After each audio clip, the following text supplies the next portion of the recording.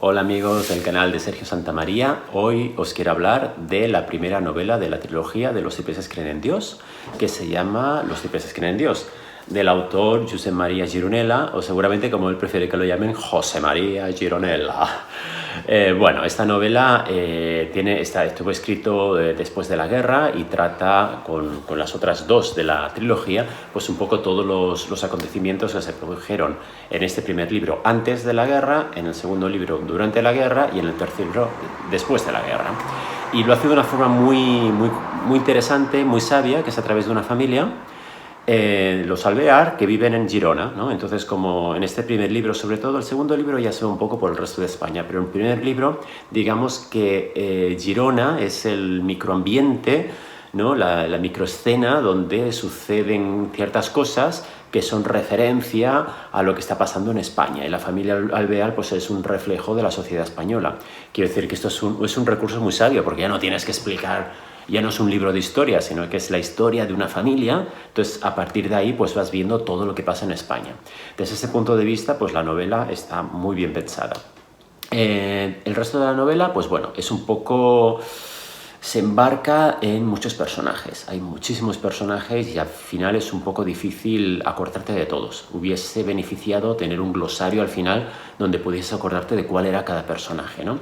Entonces los personajes, pues bueno, son gente que viven en la ciudad, que rodean a la familia, son compañeros de trabajo, son amigos.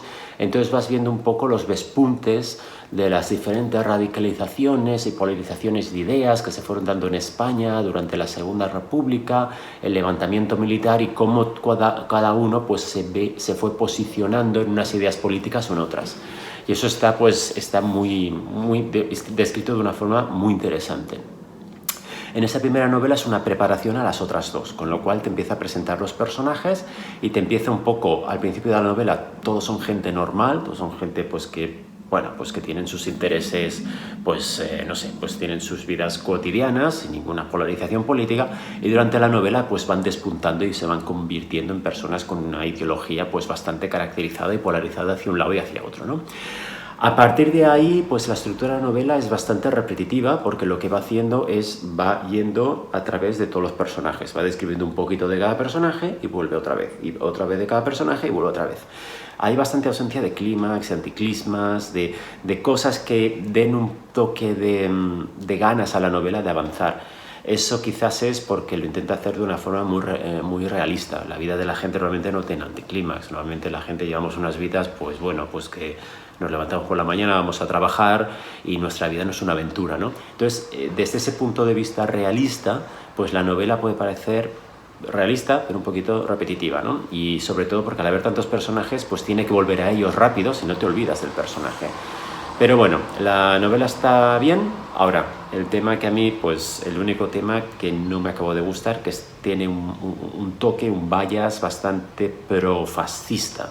La verdad, está más del lado de la gente, de los militares que estaban revolucionando. Al menos eso es lo que yo encuentro. En esa primera novela no se ve de una forma tan marcada, pero en la segunda, agárrate que vienen curvas, ¿no? Todos los personajes son extremadamente realistas. Solo hay un personaje que parece que no encaja en esta novela, que parece que es un personaje que de alguna forma pues lo han puesto ahí, pero que no encaja con este estilo de la novela, y es el personaje de César. El César es el hijo pequeño de la familia Alvear y tiene vocación de ser cura y de ser seminarista. Hasta ahí todo bien.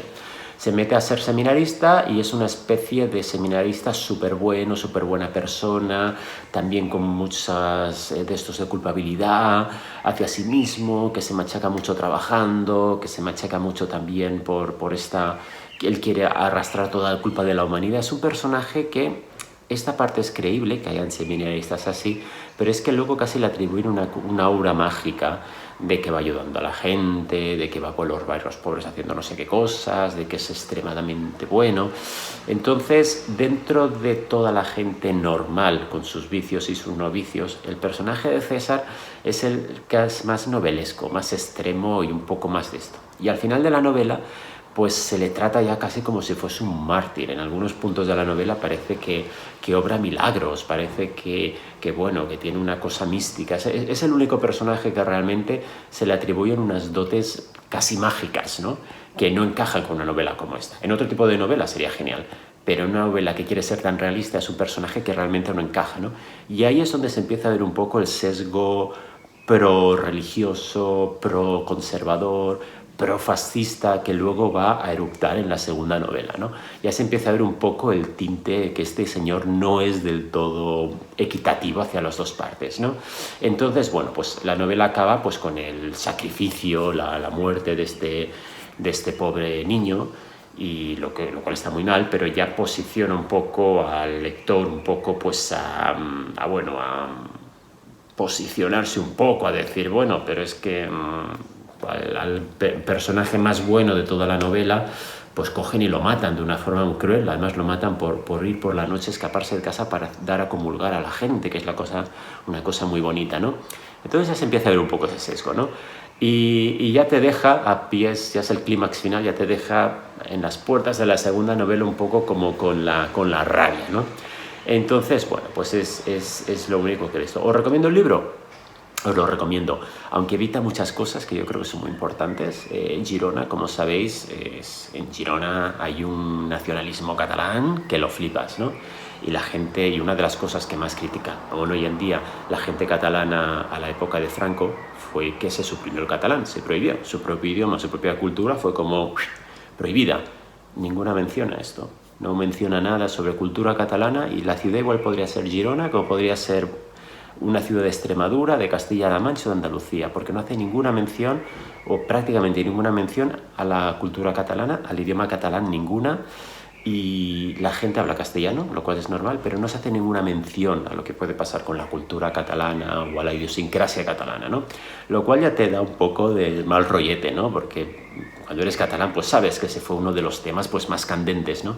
Entonces, que se pase tan por alto, y en la segunda novela se pasa mucho más por alto, pues ya te da un tufillo que no te gusta, ¿no? Pero bueno, ¿si os recomiendo la novela? Pues sí, sabiendo un poco que no es un libro de historia escrito con perfecta objetividad, sino que es el punto de vista de un señor particular, sí.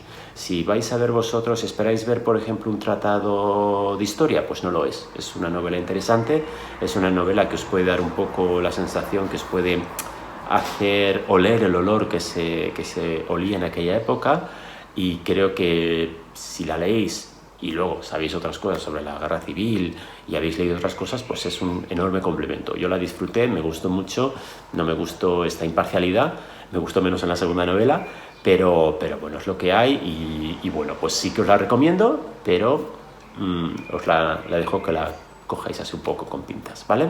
Pero bueno, que disfrutéis mucho la novela, que disfrutéis Gironella, y sobre todo que disfrutéis el hecho de entender un poco nuestra historia reciente, ¿no? Que muchas veces no se estudia tanto como se tendría que estudiar en la escuela, y es una pena porque nos ayuda mucho a entender el presente. Así que nada, que disfrutéis de este libro y de muchos otros, y os deseo un día estupendo. Adiós, amigos.